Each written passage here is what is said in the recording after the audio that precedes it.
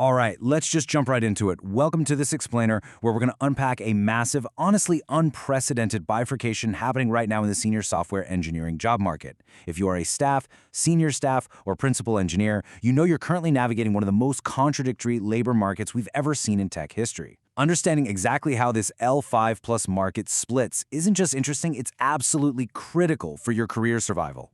To really grasp what's happening, we need to look at the sheer scale of the disruption. By the end of May 2026, the tech industry had shed a staggering 148,092 workers in just 5 months. I mean, think about that. That's nearly 1,000 displacements every single day. And if you zoom out to 2020, the cumulative total is nearing 900,000 cuts. It's wild. But here is what you really need to take away from this. This is not a simple industry contraction. We are seeing this massive wave of layoffs happening at the exact same time as incredibly aggressive hiring surges. Companies aren't slashing headcount because they've suddenly run out of cash. No, they are completely, ruthlessly reallocating it. So today we're breaking this all down. We'll cover 1, the L5 market split, 2, the end of generalists, 3, the hidden ageism trap, 4, the broken talent pipeline, and 5, from coder to conductor. Let's dive straight into Section 1, the L5 market split, a tale of two cities. So, big tech is pouring nearly $700 billion into AI this year. That capital is flowing directly into infrastructure and model training, and it's creating a total market of haves and have-nots. The contrast is just staggering. Machine learning job openings are up 59% year over year, while general software engineering postings, they are sitting 49% below their baseline. There's a quote that perfectly sums this up. The seniority premium has not disappeared. It has been redenominated in AI competency. The L5 plus market is aggressively splitting into two very distinct tiers. On one side, you have high-demand AI specialists commanding massive premiums. On the other, you've got struggling traditional generalists facing flat wages and frankly brutal interview cycles. Which leads us to Section 2, the end of generalists. When AI commoditizes implementation. When you look directly at 2026 salary data, you see this premium in real time. Roles like AI and machine learning engineers are seeing base salaries climb aggressively toward that $200,000 mark. If you own a specific, high-value domain, like AI infrastructure or ML inference pipelines, you're basically writing your own ticket right now. But contrast that with traditional tech salaries. Compensation for conventional front-end, back-end, and full-stack engineering bands, they're holding totally flat. The whole idea of the full-stack generalist who could just touch a bit of everything, well, they're finding far fewer bidders for their skills these days. And when we look at the very high end of total compensation, this split becomes even more extreme. A senior back-end developer might cap out around $260,000, right? But an equivalent AI engineer can command up to $400,000. That is a massive 41% premium over traditional generalist developers. Now, this perfectly illustrates why the generalist era is dying. AI tools are boosting basic code generation by up to 55%.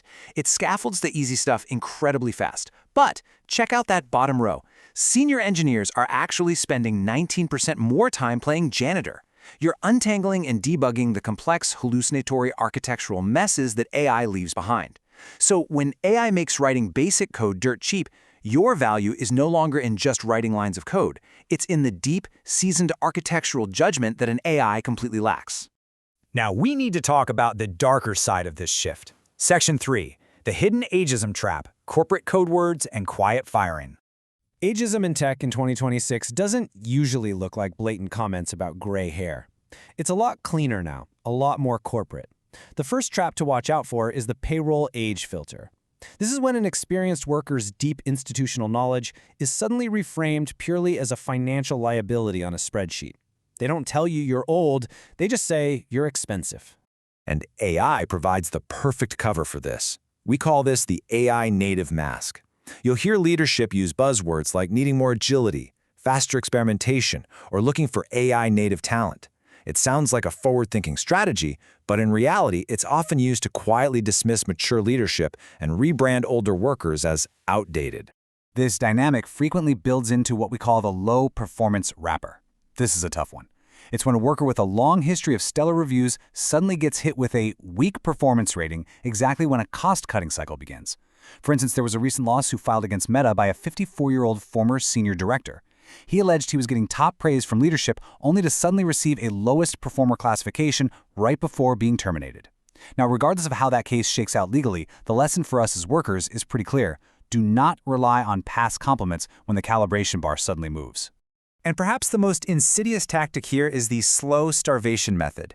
Keep an eye out for these warning signs. Your meaningful work is quietly removed, your project scope suddenly shrinks, you've got junior employees assigned to shadow your work, you get hit with unexplained massive increases in documentation requests, or you're suddenly excluded from strategic meetings.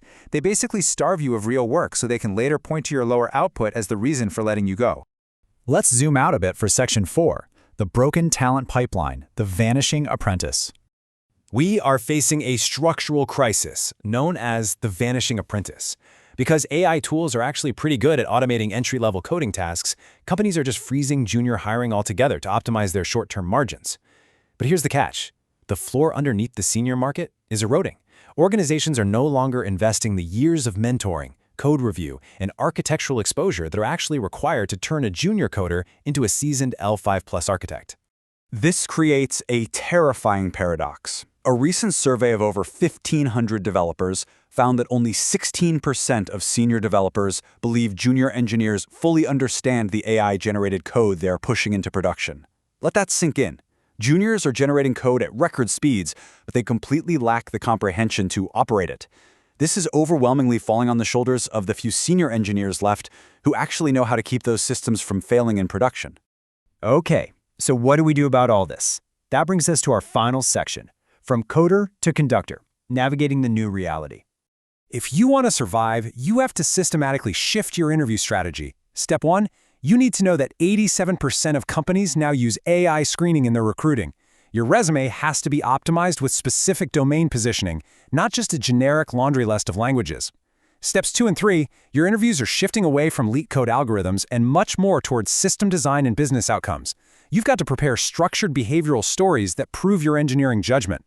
Oh, and keep in mind, negotiating your offer matters more than ever right now. Data shows the gap between negotiating and just taking the first offer averages over $24,000 a year. Don't leave that on the table. To win in the split market, your professional identity has to evolve. You are no longer just a coder, you are a conductor. You need clear domain positioning. Be the person they call for ML inference pipelines or security hardening, right? Show portfolio evidence of deep architectural work over generic credentials. And above all, you've got to shift your focus from basic implementation to strategic oversight. You need to connect your technical decisions directly to revenue outcomes. Ultimately, this whole transition requires moving away from just knowing how to implement a feature and mastering why a particular architecture matters. The generalist era, where you could kind of avoid making hard choices about your focus, that's over. Companies want depth, not breadth. They are paying top dollar for the human judgment layer that an AI simply cannot replicate. So I want to leave you with this provocative thought to chew on as we wrap up this explainer. As AI coding tools get faster, as they get cheaper, and more deeply embedded in everything we do, the simple act of writing code is becoming commoditized. So you really have to ask yourself, when the implementation becomes entirely automated, what exactly is your architectural judgment worth? Figure out that answer, specialize deeply, and you won't just survive, you'll absolutely thrive in this new L5 market. Thanks for joining me on this deep dive.